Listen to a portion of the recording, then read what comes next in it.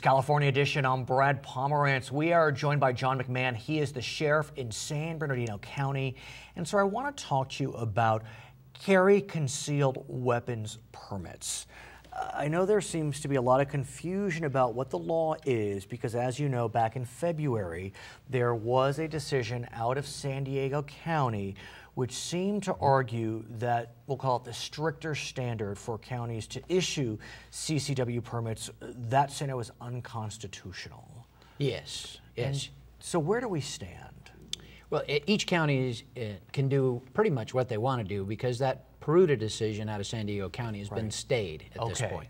So it's back to the way it was prior to that decision being issued. And the way it was that the definition of good cause in many counties was fairly high. If someone simply said, I feel like I need a gun to defend myself, many counties would probably have said, or still can say, that's not enough.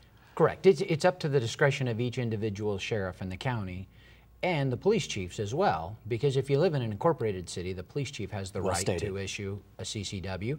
However, if they choose not to, they refer all of the applicants over to the sheriff's department. So now, but if the city declines, yes, sir, can the person take a second bite of the apple and go to the county? Absolutely. Oh, yes, really? If the city will issue them a letter and that they don't issue or they choose not to issue. No, but what if they decline the application? What if they do issue, but they decline this application? Certainly. They can certainly come to us and get a second bite at the apple, although we will look hard at the reason they were declined in the first city they applied. So where does San Bernardino County stand today as it relates to the issuance of CCW permits? We have issued a lot of CCWs in our county.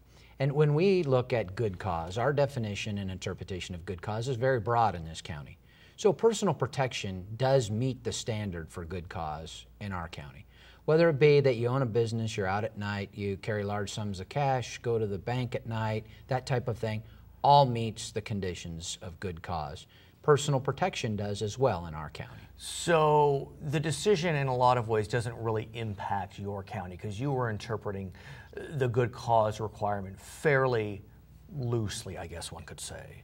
Correct, correct. And we issue a large number of CCWs in our county. And out of all the people that applied in 2013, there were only 11 people that did not get issued CCWs out of over 700 that applied. Why? The reason they were denied a CCW was a variety of reasons, and most often in our county, it's because they're not a resident. And what happens is because of our neighboring counties have a little different interpretation of good cause, and maybe they don't issue near as many CCWs as we do, a lot of people have vacation homes in our county, whether it be the mountains, and they use that as their permanent address or their residence address. Well, the law is pretty clear that we in our county cannot issue you a CCW if you're not a resident of our county. Why does San Bernardino County take a permissive approach? What's the rationale? What's the thinking? And I ask you because, you know, San Bernardino in a lot of ways is unique. When you think about LA County as an example, it's essentially urban and suburban. I guess you could say there are some rural areas. But San Bernardino really has it all. It has urban, suburban, and rural. Right. Well, I'm a firm believer in if somebody wants to carry a CCW or have a CCW, then as long as they meet the recommendations and criteria and they can pass the background, then I believe they should have a CCW. But you could take a stronger stance. You could say, simply stating I want it for protection, you could be like other counties and say that's not enough. Why do you and or the county, however you want to look at it, take that more permissive, liberal approach? It is definitely the decision of the sheriff, not necessarily the county.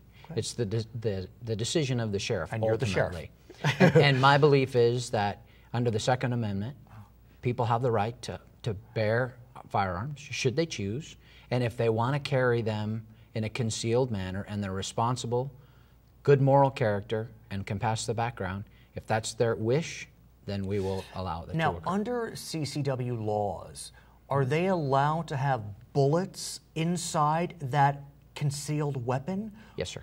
They don't need to have bullets somewhere else on their body? No.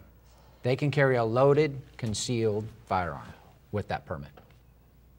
What does that do to the deputy sheriffs, knowing that they are in a county where there are 735 people who received CCWs in 2013? You know, it's interesting. What does that do in terms of the mindset? Our deputy sheriffs don't mind that at all, because we make sure that before we issue somebody a CCW that they've passed an extensive background and they're of good moral character. And there are occasions that you read throughout the entire country where Sure. armed citizens come to the aid of deputy sheriffs in need. What's remarkable about the CCW debate is how opinions can vary so wildly, literally 25, 50 miles apart. Absolutely. What do you make of that divergence on opinion? You know, San Bernardino County, one could call it a suburb of LA County. Sure, I don't mean that sure. pejoratively. I mean, Sure. But like LA County, I mean, I don't know anyone, you know, who has a CCW. Right. They issue very few in LA Right. County. But we have our share of folks in our county that do not approve of people with CCWs. Sure. And so we have the same type of issue here as you do in other counties. Right. But from our perspective is, if you're interested and you want a Right. CCW and you meet the requirements, we're happy to issue it. But it's purely voluntary. If you're not interested in course. having one, then we're not Yeah, forcing of anybody course. to do it. I want to talk about your prisons. Yes, sir. I should say your jails. Correct. Prisons are state, jails are county. Although they've been referred to lately as county prisons because the inmates that we're keeping Dun-dun-dun. are former state prisoners. How fascinating. So that begs the question. We know that the county jails, I'll just use that term so I don't confuse myself. Right. We know that they are receiving offenders that are considered lower level offenders for state purposes, but now higher level offenders than the county had been used to. Certainly. How's it going? Well, it's a challenge every day.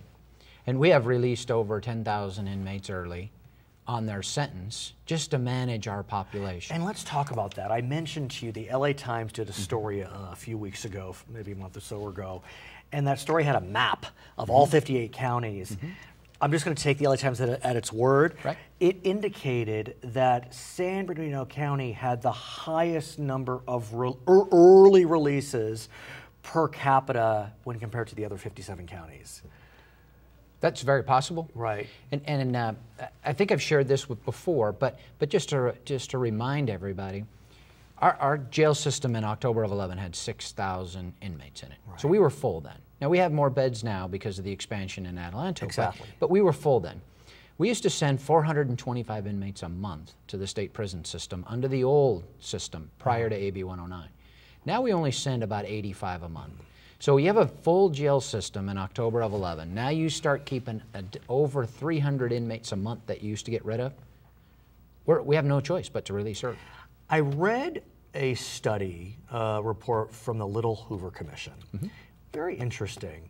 What they said was that 2/3 of county inmates are awaiting trial. It's a big portion of your population because they can't make bail. True. The report suggested that maybe it's time to reduce bail amounts so that the counties don't feel so much pressure in terms of populations. What do you think of that recommendation? There's been a lot of discussion about that in Sacramento because the bail schedules vary by county. Right. Oh, So the bail amount, I mean, absent murder where there's no bail on some of those, but absent that, the bail amount for burglary could be different in a different part of the state than it is here in San Bernardino. So there's been discussion about whether to standardize a bail schedule, make a bail schedule that's more reasonable, Right. and that discussion continues today. do you think we'll see reform on bail? I believe we're going to see something at some point, whether some level of consistency county to county, Right. whether we reduce the amount at some point, not sure. He's John McMahon. He is the sheriff in San Bernardino County. I'm Brad Pomerance. It's California Edition.